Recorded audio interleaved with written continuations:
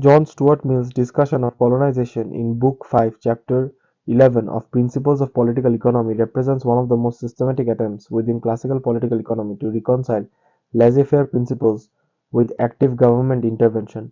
At first glance, Mill appears to stand firmly with the liberal tradition that favors minimal state interference in economic affairs. However, when he turns to the question of colonization, he identifies a crucial exception. Colonization, in his view, is not a purely private undertaking concerned with narrow interests of settlers or investors. It is an enterprise whose consequences extend across generations and shape the economic and moral development of future societies. Because of this long horizon and wide scope, Mill argues that the state has both the authority and obligation to regulate and direct it. Mill begins by shifting colonization within a broader principle concerning government action. He recognizes that the case in which individual decisions, even when rational from a personal standpoint, generate consequences that extend far beyond the individuals involved. These consequences may affect the nation as a whole or even humanity at large. Colonization falls squarely into this category. If new societies are to be found in distant lands, their institutions, pattern of land ownership, and labor arrangement will shape not only immediate settlers but also generations yet unborn. Private actors focused primarily on short-term gain cannot be expected to safeguard these long-term collective interests. Therefore, Mill contends that colonization must be placed under regulation designed with foresight and an enlarged perspective, qualities that he associates with the thoughtful legislations rather than market spontaneity. From an economic standpoint, Mill views colonization as more than a remedy for unemployment or poverty in the mother country. He treats it as a global reallocation of productive resources. In industrialized countries such as Britain, population growth has outpaced the availability of fertile land and profitable investment opportunities. As a result, wages are not suppressed. As a result, wages were not suppressed and returns on capital were relatively low. Meanwhile, vast territories abroad remain underpopulated and underutilized.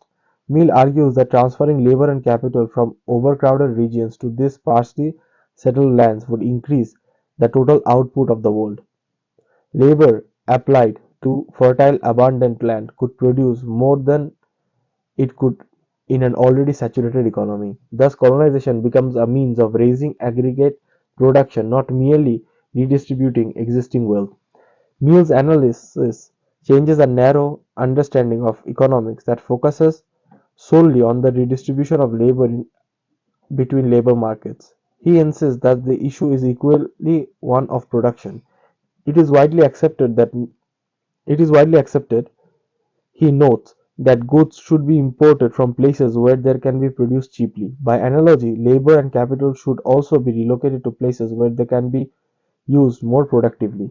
When workers and investors move from a country where opportunities are limited to one where land and natural resources are plentiful, the result is an increase in overall output.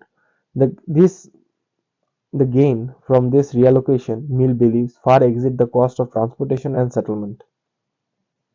In this sense, colonization is not charity but sound business, an investment that yields substantial returns in a relatively shorter period.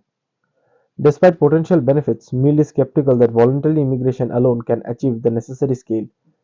The individuals most inclined or able to immigrate are often not the poorest members of society but those with modest savings or some degree of independence. When such individuals leave, they remove not only their own labor but also small amounts of capital that may have supported additional workers in the home economy. Consequently, spontaneous immigration does little to relieve population pressure or significantly raise wages. Moreover, the number of such self-financing immigrants is too limited to have a lasting impact on demographic trends. If colonization is to serve as a serious solution to overpopulation and economic stagnation, it must be organized and funded on a more larger scale. The question then arises, who should bear the cost of large-scale immigration? Mill examines the possibility that colonial capitalists have financed the passage of laborers, expecting to employ them upon arrival. However, he identifies a fundamental obstacle. Once transported, laborers are free agents. After earning some wage, they may close to settle independently. on unoccupied land rather than continue working for the capitalists to finance their journey. This lack of enforceable guarantees makes private financing risky and inefficient. Attempts to bind immigrants through contracts or repayment schemes have historically proven costly and ineffective. In Mill's assessment, no individual capitalist or volunteer or voluntary associate can reliably recover the expense incurred in transporting workers. For this reason, Mill concludes that the government must assume the central role in financing and reorganizing colonization. Unlike private actors, the state possesses the authority to design policies that capture a portion of the increased wealth generated by immigration. As colonies grow and prosper, their expanding economic base can provide revenue to reimburse the initial outlay. In this framework, colonization becomes a self-enforcing system. The initial public investment enables settlement and growth, and that growth in turn generates funds to finance further waves of immigration. Government intervention is justified not as a permanent subsidy but as a strategic coordination mechanism that aligns private incentives with public benefits. Mill finds a practical solution in the ideas of Edward Gibbon Wakefield, who proposed that all unoccupied colonial land should be sold at a fixed price rather than granted freely. This proceeds from the proceeds from these sales would be used to fund the migration of laborers. The arrangement achieves several objectives simultaneously. First, it creates a steady source of revenue from immigration without imposing heavy direct tax on scattered and often resistant colonial population. Second, by placing a price on the land, it prevents settlers from immediately dispersing across vast territories. If land were free, laborers would quickly become independent smallholders, leaving few workers available for hire. By requiring settlers to work for wages before purchasing land, the system ensures a balanced supply of labor and supports the development of towns, markets, and specialized industry. The controlled sale of land also promotes economic concentration when settlers remain within the reasonable proximity to one another. They can benefit from division of labor, exchange, and cooperation. Towns grow more rapidly, infrastructure develops more efficiently, and commercial networks expand. Mill believes that such concentration accelerates prosperity far more effectively than scattered isolated homesteads. In colonies where land was initially given away without restrictions, early years were often marked by hardship and slow development. By contrast, colonies that implemented elements of Wakefield's system experienced more rapid and organized growth, even when administrative mistakes were made.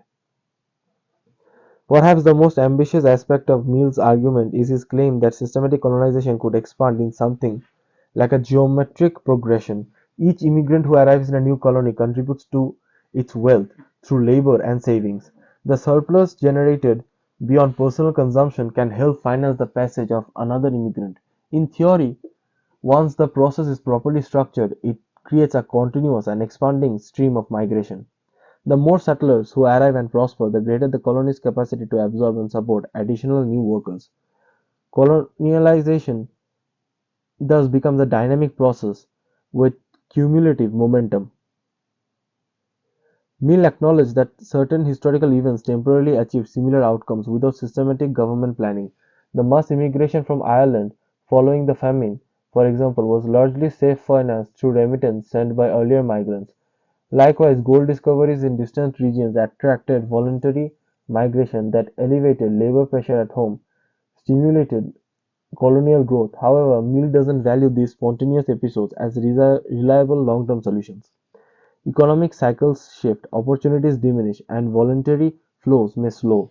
A durable bridge between overcrowded nations and underpopulated territories required organized coordination and consistent policy. Underlying Mill's analysis is a broader utilitarian philosophy. He evaluates colonization not solely in terms of national advantage but in terms of collective economic interests of humanity.